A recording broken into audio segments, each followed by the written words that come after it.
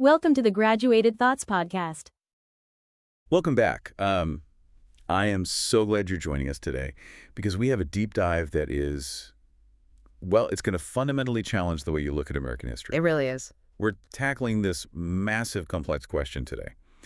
Basically, how do you fight a system of control that constantly changes its shape?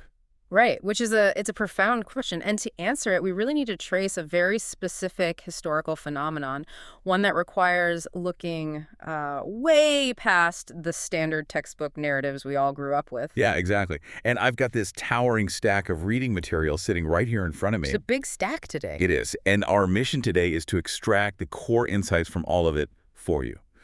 So we're looking at Michelle Alexander's groundbreaking work, The New Jim Crow. We're pulling from Claude Anderson's Black Labor, White Wealth, and Manning Marable's How Capitalism Underdeveloped Black America. Plus, we have key excerpts from James Loewen's Lies My Teacher Told Me, alongside historical accounts from figures like Ida B. Wells, John Henrik Clark, and Thomas Merton. So it's a lot of dense material. It is a lot, which is why having a clear roadmap for this deep dive is just so important. Right. We are going to trace the evolution of racial domination in America, looking really closely at how systems of control morphed from the institution of slavery all the way into the modern prison system. Yeah. But understanding the trap is only half the story. We're also going to deeply examine the diverse ways that Black Americans have resisted these shifting systems. We'll be exploring a spectrum of strategies that range from integration and reform to armed self-defense and even international solidarity. Okay, but before we jump into the deep end of this, let's take a quick second to set some ground rules. Yes. I want to explicitly state something very important to you, our listener. The sources we're unpacking today contain highly charged political, social, and economic critiques. Our goal today is absolutely not to take a side. We aren't here to tell you what to think or to endorse any specific political viewpoint, whether that's left-leaning or right-leaning. Our purpose is just to impartially unpack the fascinating arguments and historical perspectives contained within this specific source material. Exactly. We want to synthesize what these authors are arguing so you can fully understand the mechanics of these historical struggles. Yeah, we are just here to read the texts, break down the arguments, and share what we found. So let's get into it. Let's do it. I want to start with a historical detail from Claude Anderson's work because it completely shattered my own assumptions. Oh, about the North. Yes. When I picture the era before the Civil War, I automatically picture the enslaved South and the free North. The North is always framed as this safe haven.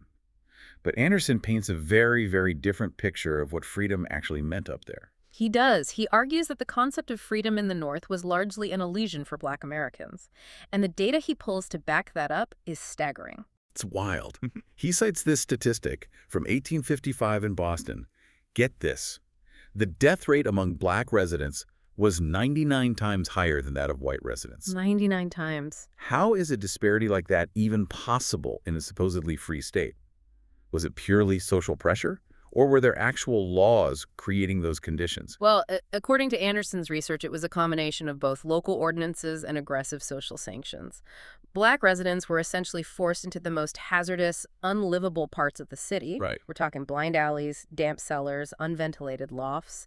Furthermore, when economic depressions hit, Black residents were almost entirely denied the public relief that was freely handed out to white immigrants. The book mentions Cincinnati as an example of that, right? Yes. Out of over 3,000 cases of public relief distributed there, only 10 went to Black residents. 10 out of 3,000. And that was exclusively to cover burial expenses. Wow. So even without the physical chains of the South, there was a deeply entrenched system of economic and spatial control, which perfectly sets the stage for a central thesis shared by both Michelle Alexander and Manning Marable. Their core argument is that racial caste in America never actually died. It just adapted. Exactly. It simply redesigned itself. They describe it as a shape-shifting mechanism. Wait, how does a caste system just morph? What does that actually look like on the ground? So let's break down the chronology they outline. When slavery ended, the economic system of the South was in ruins. So the system transformed legally into what were called the Black Codes. Okay. These were literally laws that criminalized unemployment for Black people. If you didn't have proof of employment, you could be arrested for vagrancy. So they basically made it a crime to not be working for a white landowner. Precisely. And when the federal government eventually outlawed those black codes, local systems morphed again into peonage and convict leasing. Let's define that, because it's crucial. Right. Convict leasing was a system where police would arrest black men for minor or entirely fabricated offenses, like loitering or just walking beside a railroad track. Just walk. Yeah. Once convicted, these men were rented out as free labor to private corporations, coal mines, plantations. The authors argue that the state essentially recreated the economic engine of slavery through the criminal justice system. That is a brilliant and terrifying way to look at it. And the text points out that this eventually evolves into the Jim Crow era, with its rigid segregation and the use of lynching as a tool of terror to maintain that social hierarchy. And this brings us to the central premise of the new Jim Crow. Michelle Alexander argues that when the civil rights movement finally dismantled the legal framework of Jim Crow in the 1960s, the system had to camouflage itself once again. Because it couldn't use explicit racial language anymore. Right. Society just wouldn't tolerate it. So it disguised itself as mass incarceration, relying heavily on the war on drugs. She points out that the system adapted by adopting colorblind rhetoric. Like, you can't say you are excluding someone because of their race, but you can exclude them if they are a criminal. Exactly. But if the language is colorblind, how does the system achieve such heavily racialized results? The mechanics of the trap are insidious. Alexander points to multiple sociological studies showing that illegal drug use and sales happen at very similar rates across all racial groups. In fact, some data suggests white professionals engage in illegal drug activity at the highest rates. Yet, the war on drugs, the SWAT teams, the stop and frisk policies, the buy and bust operations is waged almost exclusively in poor black and brown communities. So the enforcement is hyper-targeted, even if the crime is universal. Yes. And once a person is swept into the system from one of those targeted neighborhoods and labeled a felon, the trap snaps shut. Alexander argues that once you have that felon label, the exact same practices of the Jim Crow era become perfectly legal all over again. And the book breaks down what that means practically. Discrimination in employment? Totally legal if they check the felony box. Right. Discrimination in housing? Right. Legal. Right. For example, the text mentions being excluded from HUD assistance. That means the federal government can legally deny you housing support, effectively pushing you toward homelessness. Even the right to vote is stripped away in many states. The authors contend that the system achieves racially discriminatory results without ever having to write a single racist word into the law. Man. And if local police and courts were building this trap, you have to wonder what the federal government was doing about it at the time. Were they stepping in to stop this, or were they complicit? That's a great question. Which brings us to the excerpts from Lies My Teacher Told Me. The details in here about the FBI and J. Edgar Hoover's campaign against the civil rights movement are just jaw-dropping. The historical record presented in the text paints a picture of a federal intelligence apparatus actively working to destroy the movement for racial equality. James Lowen's book documents how Hoover, who was deeply opposed to desegregation, mobilized the FBI's vast resources to undermine civil rights leaders. The facts listed here are wild. I always knew there was tension between MLK and the FBI, but the extent of it. Hoover had the FBI wiretap Martin Luther King Jr.'s phones and bug his hotel rooms. And it escalated far beyond mere surveillance into outright psychological warfare. In 1964, a high-level FBI administrator sent a tape recording to King's organization, accompanied by an anonymous letter. Oh, this part is dark. It is. The text notes that this letter strongly suggested King should commit suicide before a public deadline. Let's just take a second to process that. The federal government's top law enforcement agency was actively trying to blackmail a civil rights leader into taking his own life. The text argues the goal was to either force a divorce, ruin his public standing, or pressure King into abandoning the movement entirely.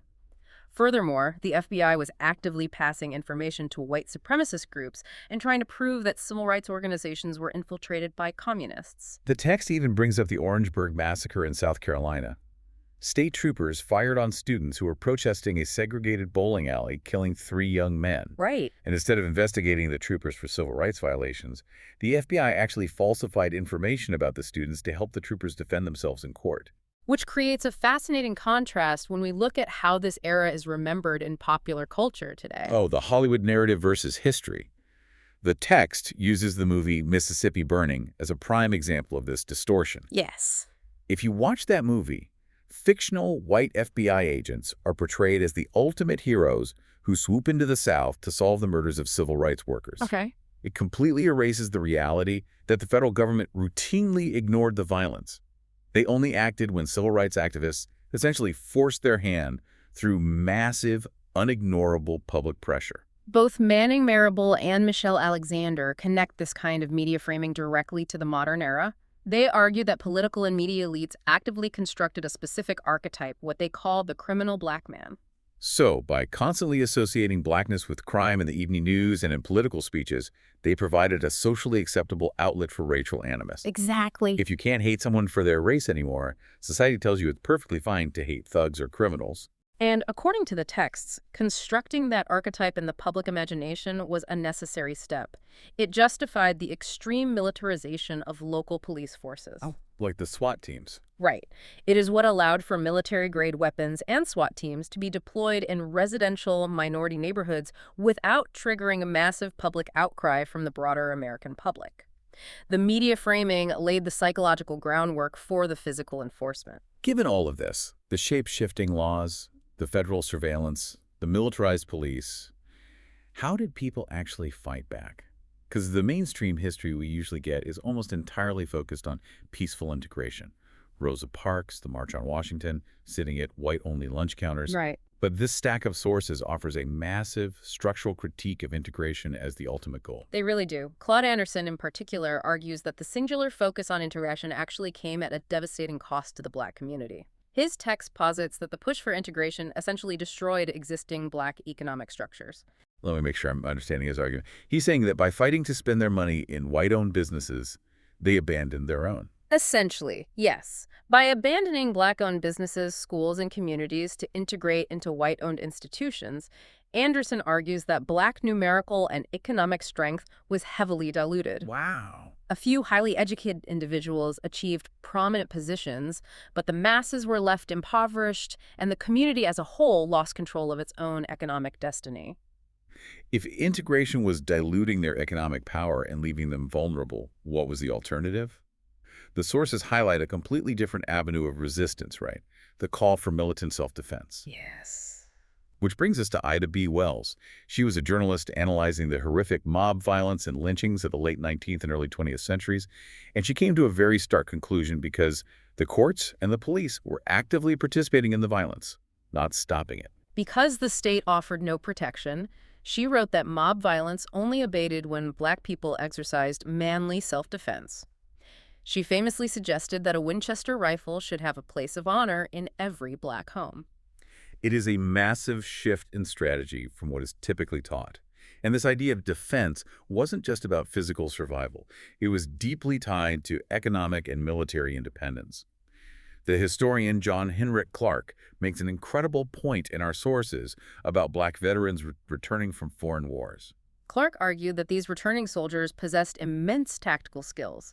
He actually wrote that the black man, properly equipped and inspired, is the greatest human fighting machine the world has ever known. Yeah. But he lamented the psychological tragedy that this skill was continually used to fight for other people's nations abroad while they were denied basic human rights at home.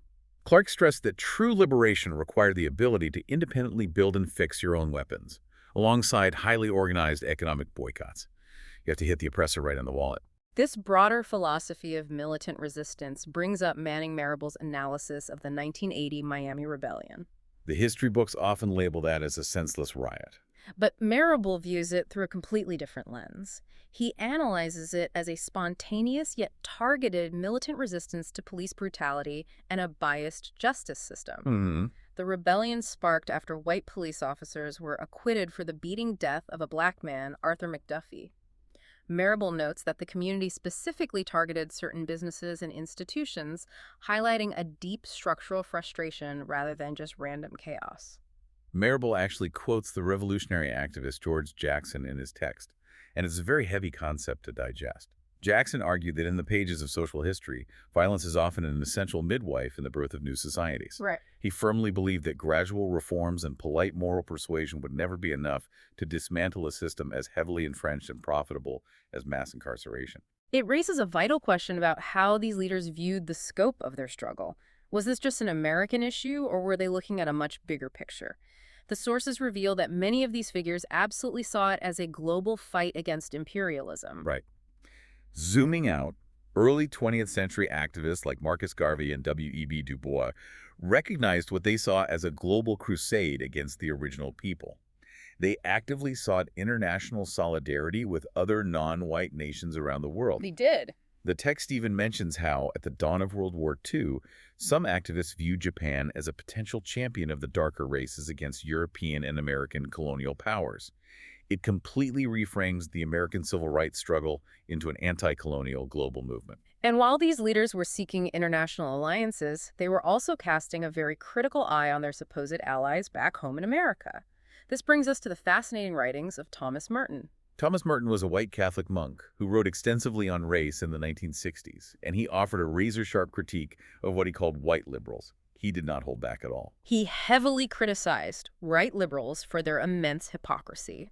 He pointed out that Northern liberals showed extraordinary zeal for demanding integration somewhere else, meaning the Jim Crow South. Right. They love to point the finger at Alabama or Mississippi. Exactly. But Merton argued they treated black people in their own northern cities as completely invisible, aggressively fighting to keep their own local schools and neighborhoods segregated. Merton actually went deeper than just pointing out the hypocrisy. He offered a psychological critique of American society. The text uses some heavy academic language here, talking about alienation and commodification. But essentially, Merton is saying that American society became so obsessed with buying things, mass consumption, and living comfortably in the suburbs that people became disconnected from genuine human empathy. Exactly. He believed that consumerism commodified human relationships. It made people view social issues as abstract concepts rather than human tragedies. He labeled himself and other white liberals as guilty bystanders. He said their love of abstraction, treating the civil rights movement as just a theoretical debate to watch on the evening news rather than a life-or-death reality, made them entirely impotent to enact real change. They supported the movement as long as it didn't disrupt their own comfortable lives. Which perfectly sets the stage for the final evolution of Martin Luther King Jr. as detailed in our sources. The texts show that in the final years of his life, King's philosophy underwent a radical shift. Why do you think this part of King's legacy is so rarely taught in schools today compared to his "I have a dream" speech? Because it challenges the entire economic foundation of the country. The texts show that King realized civil rights legislation like voting rights and desegregated buses was simply not enough. Passing laws didn't change the underlying economic architecture. Right. As he famously noted, what good is the right to sit at an integrated lunch counter if you can't afford to buy a hamburger? The sources show King demanding a radical restructuring of our society. He was moving away from a traditional civil rights movement and actively building a human rights movement. He started focusing heavily on economic redistribution, systemic poverty, and class issues that cross all racial lines. He was organizing the Poor People's Campaign, planning to bring an army of impoverished citizens to Washington, D.C. to physically disrupt the functions of government until economic inequality was addressed. He realized you couldn't just reform a system built on exploitation, you had to revolutionize it. It is a tragedy how much that radical shift has been smoothed over in the historical narratives we consume today. So let's pull all of this together because the journey we've taken through these texts is immense. We have covered a lot of ground today. We've traced how the architecture of racial control in America is remarkably adaptable. It shifted from the physical chains of slavery to the vagrancy laws of the Black Codes, to the legal segregation of Jim Crow, and finally to the invisible brick-and-mortar walls of mass incarceration and the permanent legal stigma of the felon label. And parallel to that shifting landscape of control, we've seen how resistance constantly adapted. From Ida B. Wells advocating for armed self-defense to protect against lynch mobs, to John Henrik Clarke calling for economic boycotts, to the global human rights campaigns of W.E.B. Du Bois and Martin Luther King Jr., the resistance was every bit as dynamic and complex as the oppression it faced. It's a massive amount of historical trauma and tactical brilliance to process. It is. And as we wrap up, I want to gently remind you, our listener, of what we set out to do today. The purpose of this deep dive was to explore the profound and sometimes highly radical arguments presented in this specific stack of historical and sociological texts. We are offering you a lens into the mechanics of state power, criminalization, and social struggle as argued by these authors. Yeah. We are sharing their insights without endorsing any specific political ideology ourselves. Our hope is simply that understanding these arguments gives you a richer, more multifaceted view of history. We want to give you the tools to see the world a little more clearly, to recognize patterns that might otherwise be invisible. And with that in mind, I want to leave you with a final thought to mull over, something to explore on your own. Okay. If history, as presented in these texts, shows us that every system of racial and social control eventually breaks under the pressure of resistance, only to reinvent itself in a more subtle, more sophisticated form, what invisible systems of control are being constructed right now? That is a great question. Think about our modern world. In our digital, algorithm-driven age of data surveillance, predictive policing, and artificial intelligence, what is the new shape of control that the next generation will be forced to identify and ultimately dismantle? That is a profound question to leave them with. Thank you so much for joining us on this deep dive. Keep reading, keep questioning the narratives around you, and we will catch you next time.